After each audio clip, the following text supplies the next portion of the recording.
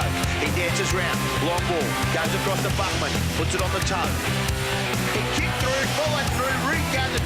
It's catch, drop, scrum. Scored the try. And the flags go up.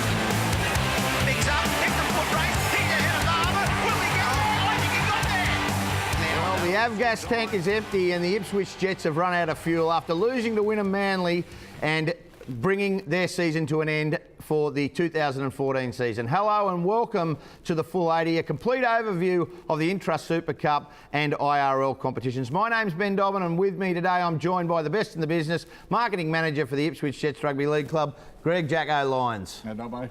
You've normally seen this bloke in the political field, but he's making his debut today on the Full 80, the CEO of the Ipswich Jets, Wayne Webb.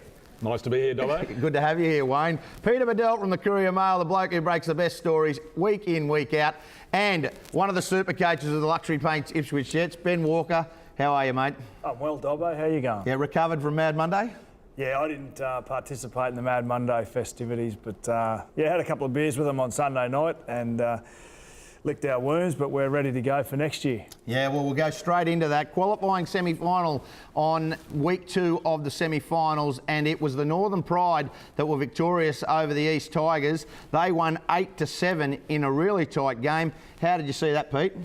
Look, I think the Tigers will take a lot out of this game, boys. I mean, 4 players out, 4 of their big guns, including Dane Hogan. So they'll take a lot of heart from this. I mean, I think Wynnum would be concerned the way East played. They hung in there with the Pride. Cody Walker had 2 shots of field goal at the end, could have levelled scores and sent it in extra time, but obviously a great performance by the Pride. They were under the pump, lost in the last round, had a week off, so they had a lot to prove and they showed a bit of resolve to hang in the end. So good job to the Pride. Yeah, they have the week off. In the game that we were all interested in, the elimination final, the Wynnum Manly Seagulls, unfortunately, they defeated the Ipswich Jets 34-22. Wayne and Ben, you were both at this game. Wayne, from a CEO's point of view, disappointed? Oh, certainly the game was a disappointment to us all, Ben, but to be honest, the season wasn't disappointing. We've overachieved to a large degree. I think early in the season, and Ben will probably support this, we were picked to probably run close to last, if not second last. So we've had a pretty good season in that respect, and that's all down to our coaching staff, the type of young men that we've got at our club, and of course our support staff. So yeah, we're in a good place. We're pretty happy with that. Mate, talk about the game. You said to me last week that you feared no one, and after 10 minutes, I think it was 12-0 up or 12-6 up, and I thought, here we go, it's a Jets victory. Just didn't work out. Yeah, I said last week that we didn't fear anyone. That's right. We went into the game extremely confident, and at half time we're up 16 points to 8 and feeling really good about ourselves. But unfortunately, in the second half, we just didn't. They had a couple of opportunities with kicks and they capitalised and obviously we didn't stop it. So you know they deserved the win, but we're certainly disappointed. And I agree with most things Wayne says, but I don't agree that we overachieved. We just we believe we've got a really good group there, and with the style that we implemented this year, they're only going to get better. So I'm extremely excited about next year, but this year was certainly a season that we'll look back on and say maybe that was one that got away. And can I ask you how imperative it is to keep this nucleus of the squad together? Like there's talk Marmon Barber, who's scored 20+ tries this year, could be going to rugby union. So he'd be a massive loss. Can you keep this squad together? Yeah, well, Marmon looks like he will go to rugby. I spoke to him on Sunday night, and that's great for him. Hopefully, he earns a couple of bucks and sets his family up. But other than him, Brendan Marshall, our centre, he's going to retire. So we've got probably 2 missing out of the 17. Look, we've got some really good kids coming through in the 20s, and we've got a winger there, Daniel Jennings, who scored plenty of tries in the Colts. I think he was top try scorer in the Colts, and we've got a pretty high opinion of him. So yeah, he'll be certainly one of those guys that can step up for either Marmon or Brendan. So, what about your captain, Kieran Lander? Has he made a decision on his future going forward? He'd like to play. I spoke to him yesterday, but he's in the hands of the doctor every year. So sure. The doctor does. He broke his neck a few years ago, 5 or 6 years ago now. So each year he goes through and has his MRI and makes sure that it's He's a still bit like okay. Peyton Manning in the NFL, who has to every year go and have that, but there's not 22 million a season waiting for Kieran, but he is of that value to the Jets. Yeah, he It's is. about half Ben's salary. Then. Yeah, well, he's that'd be nice, Wayne. Yeah, Wayne's having kittens over there. He's shaking. But as I say, he's in the hands of the doctor. So if the doctor says he's fine to play, he'll play next year. If not, then he'll retire, and he can retire with his head held, high. Yeah, fantastic season for the Jets, and we'll have a look at the game against Wynnum a bit later in recapping the game. The Norths Tigers, wow, wasn't this a beating? They defeated the Brethren Brothers 42 points to 16 in the IRL Grand Final. Jacko, we were at that game and it was a massacre. It was. The first half was reasonably evenly poised with both teams backwards and forwards with the scoreline, but Norths just really sort of opened up, and the Brothers had no answer for them, and just they got steamrolled and got steamrolled by a very good, talented side of guys that, Norths, Roberts, the history, unbelievable. Oh, he led by the front and won both the players, the most valued player and the player of the game. So, he led from that front. Jared Biggs, the list is endless of players that really stood up for Norths. Yeah, Mike Newton, the coach, he'd be very happy. 20 years since Norths have won a premiership. He had two of his sons playing in there. It was an outstanding result for the Tigers. Oh, it was. A number of those boys obviously are Jets related or have been played for the Jets previously. Roberts, as you said, played a great game, I understand, even though I haven't had a chance to see the game, but what I've been told, and again an ex-Jet. So all the best to them. Great competition, the IRL, and we like supporting it. Yeah, we do. I am going to touch on exactly what happened, and there's been a lot of media related to post the game and an incident that occurred outside the football grounds. It's in the matter of the police, and there'll be no comment made by the QRL, the IRL, or the full 80. But what I will say is, if these charges and these people are found guilty and they're related to a football club, they'll be rubbed out of the game. And I think that's we don't need any of that kind of behaviour related around Ipswich or rugby league, full stop. And it's best left said. We're going to take a short break and plenty more to come. After the break, we're going to go and have a look at a great story on a legend of the game. We've also got a talking point. The Townsville Breakers. What are they called? The Townsville Blackhawks. The Blackhawks. I was going to call them the Breakers, like a chocolate break. But the Blackhawks, they've arrived in the Intra Super Cup in 2015. We're going to take a short break and we'll be back shortly.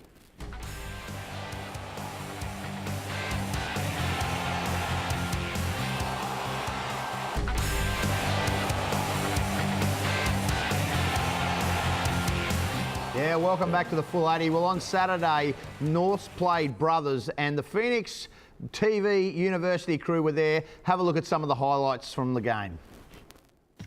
As the crowd poured in, the Ipswich Rugby League A-Grade Grand Final was the game everyone had been waiting for. The Norths Tigers taking on the Brothers, who were in their 9th straight Grand Final.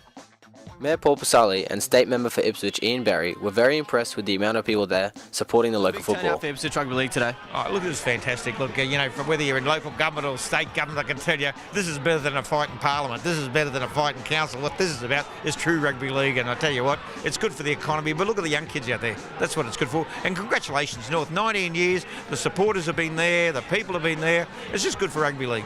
The underdogs for some time.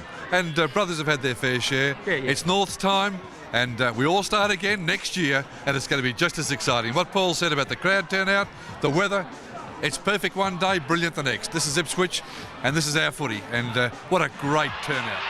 The game started and Norths came out firing on all cylinders, pushing the score out to 12-0 within the first 10 minutes. The Brothers regrouped as they awaited the kick and came back, putting the score back to 12-12. As the second half kicked off, Norths came out hot again, scoring try after try, putting Brothers on the back foot.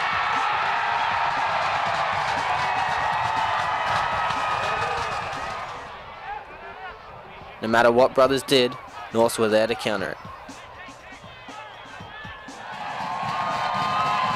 As the final hooter sounded, the Norths bench and players on the field went up in excitement as they had finally won the premiership they had been waiting for 19 long years. The final score 42-16. Mick Newton, the Norths coach, could not be happier. So Mick, you got the victory today. How does it make you feel? Tremendous, mate. It's been a tremendous effort by all the boys all year. Last 6 weeks, they've been really focused. I knew we had something special leading into the finals because we've all the boys were on board and they all bought into what we were doing and they executed today. The players also enjoyed the long-awaited win. Like, we worked hard all year, like pre-season. Boys come. So I mean, we can't explain what it means to the team. Halfway through the season, there we're starting to get a few wins here and there, like against the top teams. And a few of the boys, like we all started coming to every training. No one was missing them. But at the end of the day, we all looked at each other in our eyes.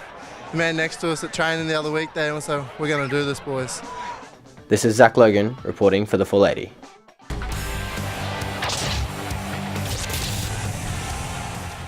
Well, last week the Intrust Super Cup and the QRL made a huge announcement that next year, 2015, another side will come and join this competition. Obviously, the PNG Hunters joined the Intrust Super Cup this year, and Townsville, the Blackhawks, they make their way into this competition for 2015. The talking point: do we need another team, and is there room for more teams after the Townsville Blackhawks start? I'm going to go with you straight up, Supercoach. What's your take on it? I think there is room, yeah, for another team. Obviously, the PNG Hunters were a huge addition to the comp this year, and I can't see it being a bad thing having the Blackhawks in. They're based obviously in Townsville, and they'll be a feeder to the Cowboys. So that'll weaken the pride in Mackay. So while they do that, that's a good thing. But at the same time, it gives guys around that area, which is a really strong rugby league community, a chance at this level. Where does it leave the Pride, like obviously the Pride, that they're premiership favourites, they're into the grand final. The Mackay Cutters last year, they were the premiers of the Intrust Super Cup. Where does it put them? I can understand if Ipswich, if we had another team come in, say, at Springfield, there'd be blow-ups deluxe. Would it be fair to say that the Pride and the Cutters have been a little bit disappointed in this decision? I think there's been a lot of discussion with relation to the Pride and also the Cutters. They've had a real interest in this issue going on for some time now.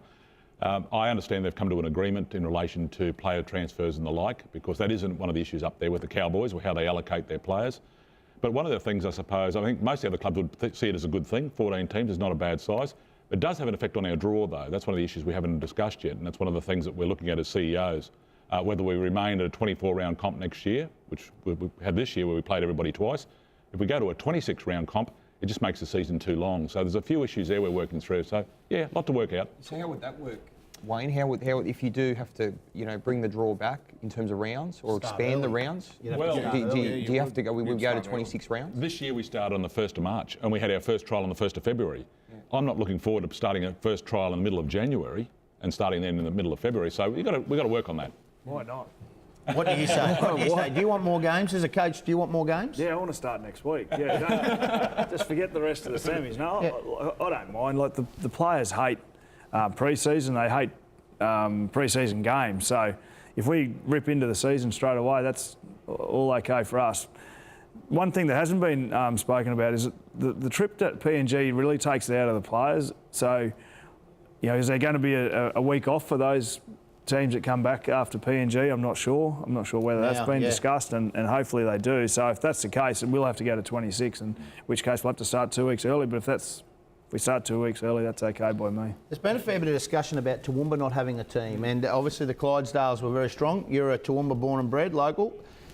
If you have Toowoomba, does that take away from Ipswich, or can Toowoomba stand alone? No, I think, we talk about the NRL expanding, and I think at some stage there has to be a team in and around Ipswich or around Ipswich, and if at that point Toowoomba would obviously be a feeder team to that Ipswich NRL team. I certainly think there should be expansion at the top level. We've expanded to 14 teams in the Q Cup, and it's Intrust Super Cup, sorry, and it's a great thing for the comp. So it'd be a great thing for the comp if the NRL added Ipswich, and at that point the Clydesdales could come in underneath that. I was going to say, Ben, that's a good point about Toowoomba, because if you look at the expansion model, I think they're the one region, they're one of the biggest cities or regional towns in Australia. So we need to have, I believe, a team in Toowoomba. The Clydesdales showed they were a success. They made a grand final in the early 2000s. So they've definitely got the talent. They nearly went broke, the TRL, a couple of years ago, but under Alan Pine, they've done a great job in rebuilding their resources. They're now profitable. So look, the local competition is not the strongest, but they're certainly capable of sustaining a Q Cup team, or an Intrust Super Cup team, I should say, for Brendan O'Farrell. But in terms of Townsville, Wayne, I'm interested to see how it affects Mackay and the Pride, because the temptation for the Cowboys is to send their players to the Townsville team because they don't have to fly them. There's logistical nightmares there. So if you're a Townsville Blackhawks, you're going to get the cream of the crop, I'd say. Oh, for sure. And that's one of the questions I was alluding to before. Both the Pride and Mackay have expressed concerns about that, and I know the boys well there, and I can understand their concerns. So hopefully they've sorted that all out. But I'm understanding that is the case. Where does it leave the Capras? You know, the CQ Capras seem like the little brother out on their own. You've now got, I mean, if we're looking at North Queensland, there's 4 teams from Central Queensland up, and that's CQ and the 3 North Queensland teams. So CQ are supposed to be affiliated with the Broncos, but they don't. I mean, they've got Corey Oates, and Corey Oates doesn't play there. I mean, is there room? How do we get them stronger? I mean, obviously the Sunny Coast are now aligned with Melbourne. The Jets were aligned with Brisbane. So what happens to CQ? Well, I don't see the Capras in a bad position at all, to be honest, Dobbo. They're a really big rugby league community with a huge amount of talent, and they are affiliated with Brisbane, and they have had Corey Oates play for them. So they effectively aren't any different to the Ipswich Jets. Like, we had Marmon Barber for the year, they had Corey Oates for part of the year. So it's their responsibility to build their team and build their club and be successful with the players that they can attract. And yeah, each year the Capras tend to have a pretty big sprinkling of ex-NRL players who go up to Gladstone or around that area in the mining industry. So yeah, there's no reason why they can't be a successful club on their own without too much of an affiliation. Yeah, still, it's a good talking point. Let's go to the Capra, Jason Hetherington. He'd want the whole Broncos team there. After the break, we're going to come back and we're going to preview round 3 of the Intrust Super Cup finals, and also Darren Lingard, the man with the best tips in his hair in Australia. We've done a piece on him. You're watching The Full 80. A break and back with more.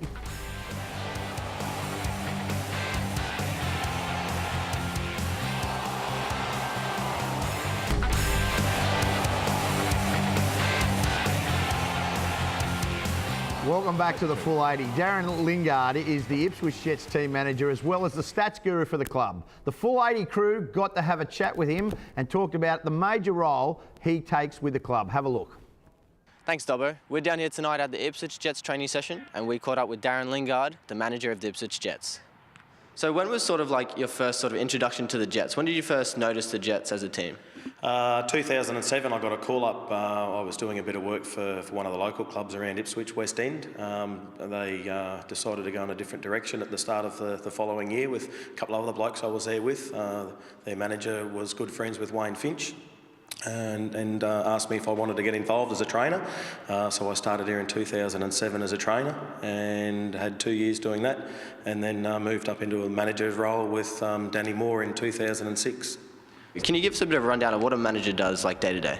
I suppose, in my view, probably everything.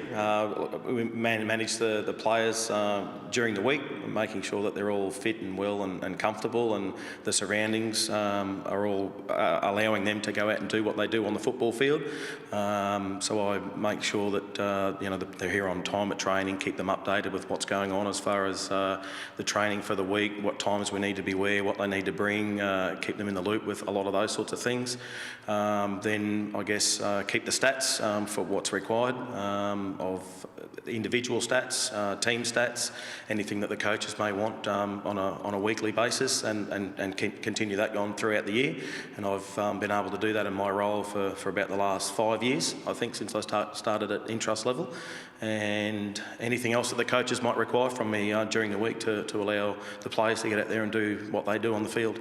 Keep tuning in for more feature stories. I'm Zach Logan, reporting for The Full 80.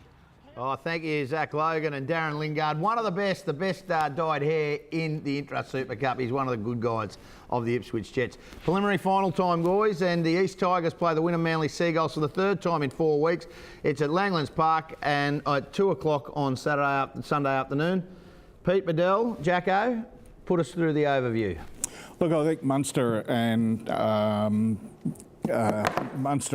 Walker will just steer the players around the paddock and really create some dramas for Wynnum. I think the game on the weekend put Wynnum in a bit of a, hey, we can be, they've label themselves that we can be beaten because the Jets had them down, but I think East are going to really, ruffle for some feathers. Yeah, Pete, do you think that they've got a little voodoo doll of Chris Gary, the winner Manly Seagulls, and every week they stick another needle into him because he said there's no chance? Yeah, they've got an effigy in the chook pen there that they're burning. But no, look, I think it must be a weird dynamic, Ben, as a coach. Like they're playing for the third time in a month. That must be an interesting dynamic for both coaches to work out strategically how they break down the opposition. Wynnum got him the first time in the game before the finals. East got him in the finals. So psychologically, they've got the edge, perhaps. I think East will be bolstered by the return of Fayoud. Obviously, Grayeski's back, and obviously the guy as Keane Munster is there as Jacko mentioned. So I think they've got the weapons. Although Wynnum's got the best differential this year, best attack, best defence. They're very methodical. They play well up the middle, and the Tigers made the mistake the first time of trying to go around them rather than through them. If they make that same mistake again, Wynnum will win. What do you think? As a coach, who would you be picking? Look, I thought Wynnum were the team to beat in the semi-final series, and because they've done it before and they've got some players who have won 2 grand finals, so it's a really big advantage, and they've beaten East twice this year, so they know how to beat them. I can't go away from Wynnum. I think they'll win. Kahu coming back into the side, he was very good for Brisbane on Saturday night. He'll just be an added dimension. I'm sure you guys were pleased you didn't have to face him anyway. Yeah, well, he's a good player. Kahu's pretty classy, and they're just a really tough group, and they know how to win. So as it showed on the weekend, they were never out of it. They came back and they got the job done, which is all that counts at semi-final time. Crystal ball time, and for the crystal ball, I think I agree with Ben Walker, and the winner Manly Seagulls will go through and they will take on the Northern Pride in the grand final. Talking about crystal balls, I should say to Pete Medell last week, what a crystal ball. You picked as a smoky Luke Page, and you know what, at the Intra Super Cup Awards night, Luke Page was named Player of the Year. I don't know where you get your mail from, Pete, but it's the best I've ever heard. He's the Courier Mail medal, so who knows where that tip came from. But I'll say it's the crystal ball. Last weekend, obviously, we talked about the Ipswich Jets were defeated by the winner Manly Seagulls. Our crew from USQ and Phoenix TV, they were there. Have a look at the highlights. Over the weekend, the Ipswich Jets headed to Wynnum to take on the Seagulls at Calgary Oval, or as the locals like to call it, the Chook Pen. The crowd gathered and 2 of the QRL's finest teams took to the field, knowing full well this game is do or die, each team needing this win to advance to the prelims. The Jets conceded a try early, with the Seagulls able to creep over the line.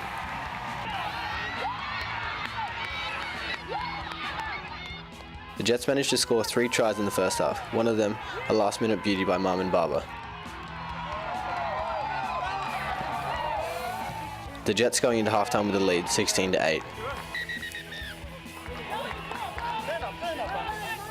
Wynnum came out strong in the second half, getting the scores even at 22 apiece by the 71st minute. Unfortunately, there was nothing the Jets could do, conceding another 2 tries in the final minutes of the game.